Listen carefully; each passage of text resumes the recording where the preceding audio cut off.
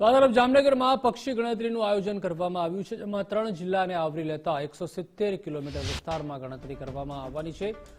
વેટલેન્ડના યાયાવર પક્ષીઓ અને સ્થાનિક પક્ષીઓને આવરી લેવાશે. વન વિભાગની 25 ટીમ બનાવવામાં આવી છે. ત્રિદિવસીય પક્ષી ગણતરીમાં આજે મહત્વનો દિવસ. જૈવિક વિવિધતા સારી હોવાથી પક્ષીઓનું મનપસંદ સ્થળ બન્યું છે જામનગર. દર વર્ષે નવી પ્રજાતિના યાયાવર પક્ષીઓ અહીં આવે છે. જામનગર જિલ્લાની આંગણે 3 થી 5 પક્ષી ગણતરી કે પક્ષી સર્વેની કામગીરી હાથ ધરવામાં આવેલી છે, જેમાં મરીન નેશનલ પાર્ક જામનગર તથા BCSG ગ્રુપ દ્વારા બંનેના સંયુક્ત ઉપક્રમથી આ ગણતરીની કામગીરી હાથ ધરવામાં આવેલી છે, જેમાં ઓખાથી નવલખી સુધીનો એરિયો કવર કરવામાં આવેલો છે. જે મરીન કોસ્ટ લેન્ડ છે, ખાસ કરીને ત્યાં વેટલેન્ડ છે, ખાસ કરીને જે કાદવ કીચડના પક્ષીઓ છે કે જે શિયાળા દરમિયાન અલગ અલગ દેશોમાંથી આપણા મહેમાન બનીને જે પક્ષીઓ આવે છે એના સર્વેની કામગીરી હાથ ધરવામાં આવેલી છે.